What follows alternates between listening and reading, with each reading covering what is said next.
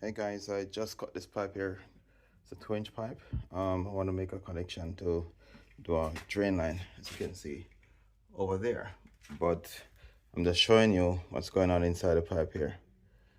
These are the reason why we encourage, or I encourage, preventative maintenance. All right, you need to clean the drain, service the drain, because after a while, see that?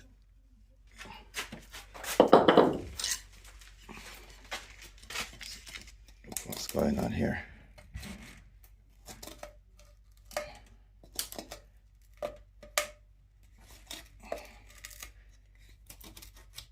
It's hard. Same thing up here. You can see, maybe it's a little bit dark. Just want you to see. Yep. Just what happened, decades of no servicing. So first thing I'm gonna have to do is make sure that I clean this out before I make my connection.